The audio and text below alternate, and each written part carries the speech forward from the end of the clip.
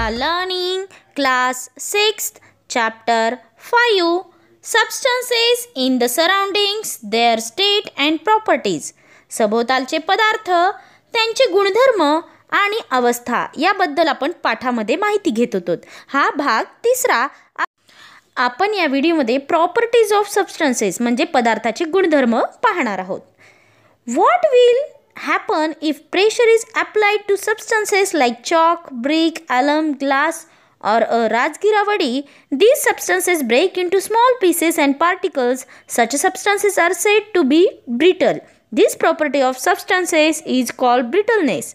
खडू, वीट, तुरटी, काच, राजगिऱ्याची वडी अशी काही पदार्थांवर जर आपण दाब दिला तर काय होतं तर ते तुटतात. त्यांचे लहान लहान तुकड्यात किंवा कणात रूपांतर होतं. अशा पदार्थांना ठिसूळ पदार्थ म्हणतात. पदार्थांच्या या गुणधर्माला ठिसूळपणा असे आपण म्हणतो. Next, take a iron nail, try to pierce a cardboard sheet, wet, mud and a piece of wood using the nail. What happens? The nail easily pierces wet mud but not the piece of wood. It can pierce the cardboard sheet with some effort. Why does this happens? The hardness of a substance is determined by how much resistance it offers to the substances being pushed through it. एक लोखंडी खिळा घेऊन तो पुठ्ठा, चिखलाचा गोळा व लाकडाचा तुकडा यामध्ये घुसवण्याचा प्रयत्न करा. काय होईल बरं? चिखलाच्या गोळ्यामध्ये खिळा सहजपणे घुसला जाईल, पण लाकडाच्या तुकड्यात मात्र तो घुसणार नाही.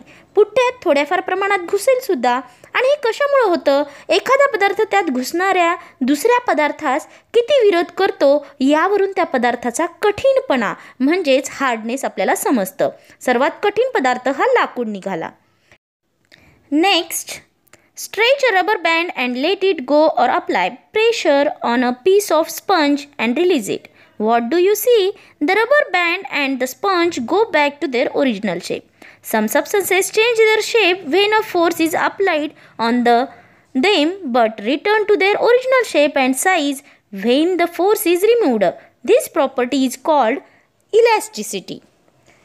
एक रबर बँड ताणून तो पुन्हा सोडून द्या किंवा स्पंजवर दाब द्या आणि पुन्हा तो सोडा.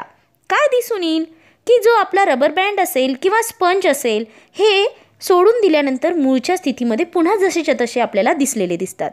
काही पदार्थांवर ताण किंवा दाब दिल्यास त्यांचा आकार हा बदलतो, परंतु ताण किंवा दाब आपण काढून घेतला तर पदार्थ मूळ स्थितीत वापस येतो. याच गुणधर्माला स्थितिस्थापकता म्हणजेच इलॅस्टिसिटी असं म्हणतात. हाही एक पदार्थाचा गुणधर्म आहे.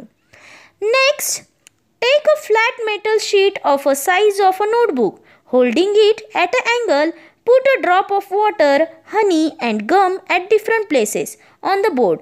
Observe how they flow down the shape.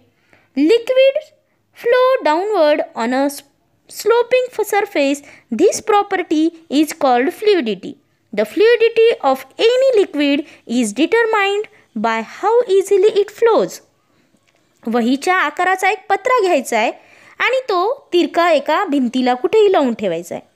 पाणी, मध, डिंक यांचा एक एक थंब वेगवेगळ्या ठिकाणी तुम्ही चित्रात दाखविल्याप्रमाणे करून बघा आणि टाकून पहा.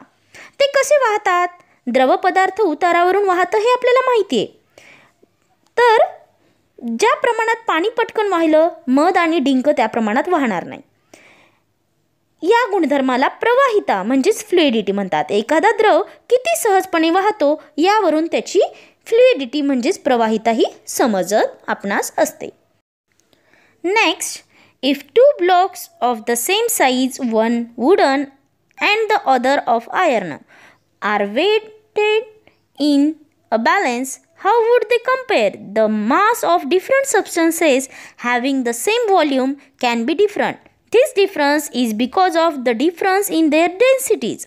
Between substances of the same volume, the ones with greater density are heavier than those of lesser density.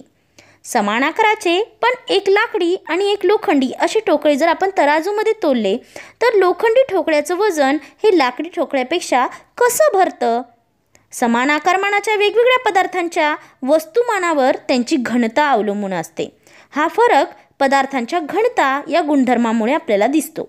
समान आकारमानाचे अधिक घनता असलेले पदार्थ अधिक जड आणि कमी घनता असणारे पदार्थ हलके असतात. म्हणजे घनता हे एक वैशिष्ट्य आपणास या ठिकाणी समजून आले. Take a glass of water, add some salt, fine sand and sugar to it and try to dissolve them. Repeat this, replacing water with kerosene. What do you observe? Some solid substances dissolve in particular liquid. If a solid does not dissolve in liquid, it is said to be insoluble. And the salt is soluble in water but insoluble in kerosene. You know of many behaviors made by using water and soluble substances. The property of a substance of getting dissolved is called solubility. एका ग्लासामध्ये पाणी घेऊन त्यात मीठ, बारीक वाळू, साखर टाकून विरघळवण्याचा प्रयत्न करा. हीच कृती पाण्याऐवजी आता रॉकेलमध्ये करा. काही स्थायू पदार्थ एका द्रवात विरघळतात. एखाद्या स्थायू पदार्थ ज्या द्रवात विरघळत नसेल त्याला अविद्राव्य म्हणतात. मीठ पाण्यात विद्राव्य आहे परंतु रॉकेलमध्ये अविद्राव्य आहे. पाण्यात विरघळणारे पदार्थ वापरून बनवलेली अनेक प्रकारची पेय तुम्ही पाहिली आहेत. पदार्थाच्या या विरघळण्याच्या गुणधर्माला विद्राव्यता म्हणतात. सोल्युबिलिटी हा गुणधर्म पाहिला. आता next is transparent. When we look through a substance and see things of other side, then that substance is said to be transparent. This property of substance is called transparency. Glass, some types of plastic, clean water and air are transparent substances. ज्या पदार्थातून पाहिले असता पलीकडची वस्तू दिसते त्याच पदार्थाला पारदर्शक पदार्थ म्हणतात आणि त्या गुणधर्माला पारदर्शकता. काच, प्लास्टिक, स्वच्छ पाणी, हवा हे पारदर्शक पदार्थ आपणास माहीत आहेत. Can you tell? Identify the objects shown this picture. From which substances are they made? What are the substances called a group? मध्ये दाखवलेल्या आपल्याला चित्रांमध्ये कोणत्या वस्तू दिसत आहेत आणि त्या कोणत्या पदार्थांनी बनवल्या आहेत? त्या पदार्थांच्या गटाला काय म्हणतात? Substances like copper, gold, iron, aluminum are called metals. Metals are found in the form of minerals deep inside the earth. Minerals from the earth crust are produced to obtain the metal. In daily life, metals have various important uses. Let us study some common properties of metals. या सर्वांना धातू म्हणतात. तांबे, सोने, लोह, aluminium अशा पदार्थांना धातू म्हणतात. धातू खनिज रूपामध्ये भूगर्भामध्ये म्हणजे जमिनीच्या आत असतात. खनिजे भूगर्भातून खणून काढून त्यांवर प्रक्रिया करून आपल्याला धातू मिळवतात. दैनंदिन जीवनात धातूंचं महत्त्व हे विविध उपयोगामुळे आहे. धातूमध्ये काही समान गुणधर्म सुद्धा असतात आणि ह्याच गुणधर्मांची आपल्याला माहिती घ्यायची. Properties of metal. Take a piece of copper और ॲल्युमिनियम वायर और a small nail, hammer it repeatedly. What do you observe? On hammering repeatedly the wire becomes flat. It forms a thin sheet. Metals can be converted into sheets by hammering.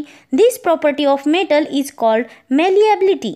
एक तांब्याचा किंवा ॲल्युमिनियमच्या तारेचा तुकडा घ्या किंवा लहान खिळासुद्धा तुम्ही घेऊ शकता. त्यावर हातोडीने जर तुम्ही मारत राहिले तर काय दिसेल? हातोडीने त्यावर मारत राहिले काही वेळानंतर तार चपटी होते म्हणजेच त्याचा पत्रा होतो. धातूंचे असे ठोकून पत्रे करण्याच्या गुणधर्माला वर्धनीयता म्हणतात. Ductility. Hot iron is hammered and made into thin sheets. Visit a blacksmith shop to observe how this hammering causes it to stretch. Iron bars made to resolve continuously while being hammered become longer. The iron can be drawn into a wire. Metals can be stretched and drawn into wires. This property of metal is called ductility. Metals like silver, gold, copper, platinum can be drawn into fine wires. लोहाराच्या दुकानात गरम झालेल्या लोखंड ठोकून बारीक केले जाते. त्याचे जर निरीक्षण करा, घनाने घाव घालून ते लांब होतं. लोखंडाची सळी सतत फिरवत राहिल्याने घनाचे घाव घातल्याने ती लांब होते. ती खेचून तार काढता येते. धातूंना खेचून त्यांच्या तारा करता येतात. याच गुणधर्माला तन्यता असे म्हणतात. चांदी, सोने, तांबे, प्लॅटिनियम या धातूंच्या तारा काढल्या जातात. Next is thermal conductivity. Electricity flows through metals. All metals are conductors of electricity to a greater और lesser extent. This property is called electrical conductivity. Even when a piece of a metal is heated at one place, the whole of it becomes hot. It shows that metals allow heat to flow through them. This property is called thermal conductivity. Metals have a typical shine or luster. Every metal has a characteristic color by which it can be identified. धातूंमधून वीज वाहते. सर्व धातू विजेचे कमी किंवा अधिक प्रमाणात वाहक असतात. याच गुणधर्माला विद्युत वाहकता असं म्हणतात. धातूच्या तुकड्याला एका ठिकाणी जर आपण उष्णता दिली तर काही वेळामध्ये तो पूर्ण तुकडा गरम होतो. हे आपण अनुभव घेतलेला आहे. म्हणजेच धातू उष्णतेचे सुद्धा वहन करतात. याला उष्णता वाहकता म्हणतात. धातूंना विशिष्ट चकाकी असते. प्रत्येक धातूचा विशिष्ट असा रंग असतो. त्यावरून तो ओळखला जात असतो. Let's pluck the string of a musical instrument like tanpura or veena, ring a bell or hit a steel box with a metal spoon. तांबोरा, वीणा किंवा इतर वाद्यांची तार छडा, घंटा वाजावा, स्टीलचा डब्यांवर चमच्याने मारा करा. तुम्हाला वेगवेगळे आवाज ऐकू येतील. स्ट्राईक अ वुडन टेबल और marble floor with a wooden stick. Note the difference in the sounds produced in the two cases. Metals produce a ringing sound. This property is called sonority of metals. लाकडी table किंवा दगडी फरशीवर सुद्धा असंच काठीनं मारा. दोन्ही आवाजातील फरक लक्षात घ्या. धातूंचा आवाज झाला तर तो खणखणीत असतो. त्याला धातूंची नादमयता असं सुद्धा म्हणतात. म्हणजेच धातूंमध्ये जोरात आवाज होत असतो. अशा प्रकारे तुम्हाला धातूंचे काही उपयोग सुद्धा दिसत आहेत की कशा प्रकारे धातूंच्या वेगवेगळ्या वस्तू या आपण रोजच्या जीवनामध्ये वापरत असतो. ऑलवेज रिमेंबर, नेहमी लक्षात ठेवा या गोष्टी. During the rainy season or at any other time do not touch the export electric wires or metal parts. पावसाळ्यात किंवा इतर वेळी परिसरामध्ये ज्या उघड्या असलेल्या वीजवाहक तारा असतात किंवा धातू यांना तुम्ही कधीही हात लावायचा नाही.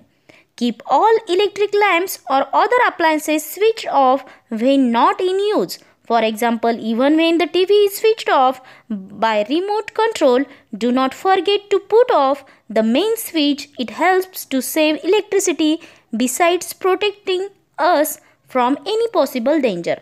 घरामधल्या विजेच्या दिव्यांची अथवा विविध जी उपकरणे आपण वापरतो त्यांची बटणे आवश्यकता नसेल तेव्हा बंद ठेवा. जसं TV रिमोट कंट्रोलने आपण बंद करतो, पण मुख्य बटनसुद्धा आपण बंद केलं पाहिजे. त्यामुळे विजेची बचत होते आणि संभाव्य धोकासुद्धा टळत असतो.